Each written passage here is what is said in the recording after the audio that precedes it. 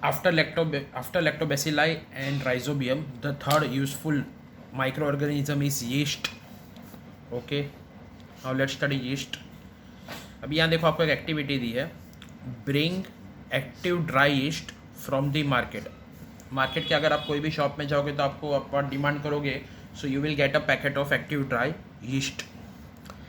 Mix a spoonful of yeast, 2 spoonfuls sugar with a sufficient quantity of lukewarm water in the bottle. So आपको यहाँ एक solution बनाना है जिसमें 1 spoon yeast, 2 spoon sugar and some hot water, hot water, लेकिन वो ज़्यादा गर्म पानी नहीं होना चाहिए.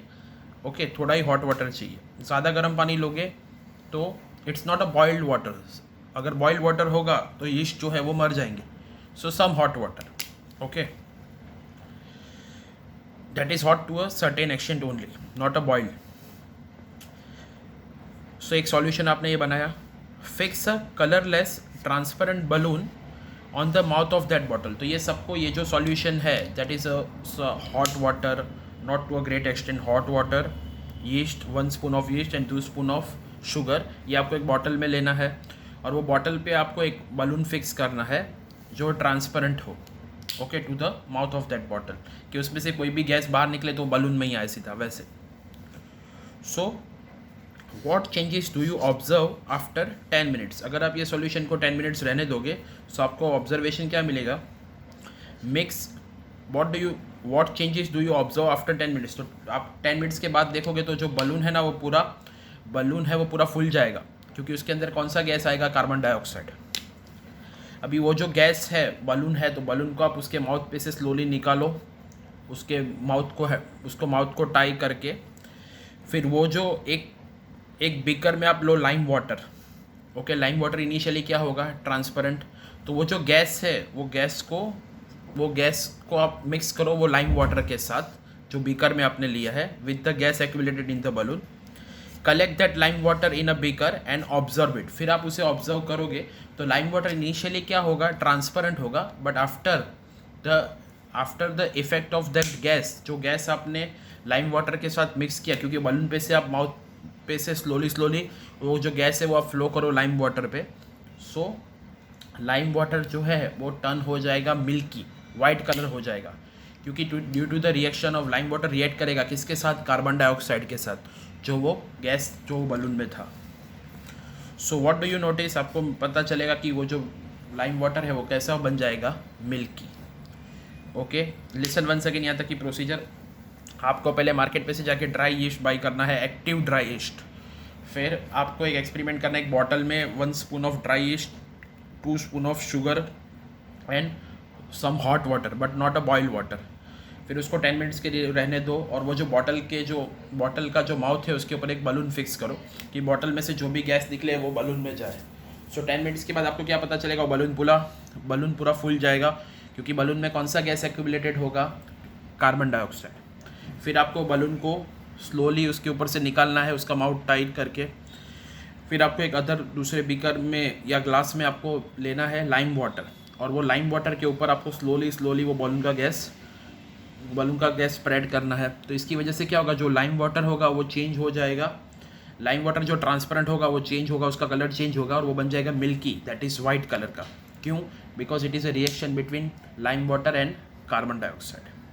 ओके, नाउ अभी आपका जो ओरिजिनल सॉल्यूशन है, जिसमें 2 स्पून ऑफ शुगर था, 1 स्पून यीस्ट था और सम हॉट वाटर था, उसमें से ड्रॉप लो. Take a drop of the solution from the bottle on a glass slide पे लो. Put a cover slip over it, उसके ऊपर कवर स्लिप प्रोवाइड करो, and observe it under the compound microscope, that is of 10 times और 60 times. Store the solution in the bottle carefully, और बाकी का जो सॉल्यूशन है उसको बॉटल में प्रॉपरली स्टोर कर लो. तो आपको क्या पता चलेगा, do you see the colourless oval cells of yeast on the slide. मतलब यहाँ देखो, आपको ऐसे स्लाइड्स में यीस्ट के जो ओवल शेप मतलब एग शेप के, इलिप्टिकल शेप के आपको सेल्स मिलेंगे देखने को यीस्ट के. Some of those cells may have small round bodies attach to them. ये देखो बहुत सारे यहाँ जो सेल है ना, ये देखो अभी ये सेल है, इलिप्टिकल है, लेकिन ये एक राउंड बॉडी इससे अटैच है. राउंड बॉडी उससे अटैच है। ये क्यों हुआ है? दिस इज़ अ रिप्रोडक्शन और you can say that budding, इसे बडिंग कहते हैं। This are new daughter cells, मतलब ये जो साथ में जो राउंड सेल्स है उसे कहते हैं new daughter cells. This are new daughter cells of yeast in the process of formation.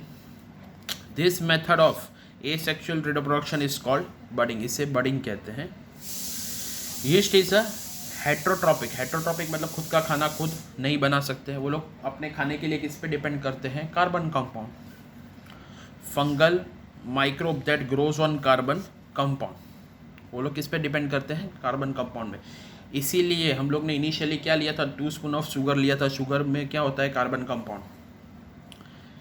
Yeast is a unicellular fungus with 1500 different species in existence, मतलब यीस्ट की डिफरेंट ऐसी 1500 जातियाँ स्पीसीज है।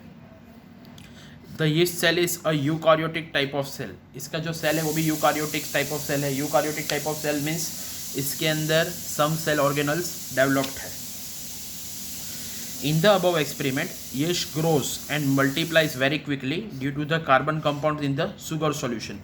उनको खाना मिलता है बहुत, खाना मतलब कार्बन कंपाउंड मिलता है, इसलिए वो ग्रो होते हैं और इसीलिए ये प्रोसेस होता है that is called budding. Okay, तो ये देखो यहाँ पूरा उसका यीस्ट सेल का फॉर्मेशन भी दिया है। साइटोप्लाज्म है, न्यूक्लियस है, सेल वॉल और बड। In the process of obtaining nutrition, yeast cell converts the carbohydrates in that solution into alcohol and carbon dioxide. सो वो दो चीज़ में कन्वर्ट करते हैं कार्बोहाइड्रेट्स को, जो उनको कार्बोहाइड्रेट्स मिलता है उसको कन्वर्ट करते हैं वो अल्कोहल में और कार्बन डाइऑक्साइड में। इसीलिए वो बलून में गैस आया था कार्बन डाइऑक्साइड का।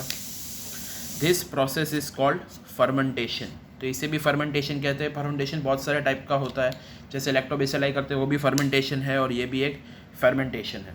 तो यहाँ यीस्ट क्या करता है? उसे जो कार्बोहाइड्रेट्स मिलता है वो कार्बोहाइड्रेट्स को वो कन्वर्ट करता है alcohol and carbon dioxide. Okay.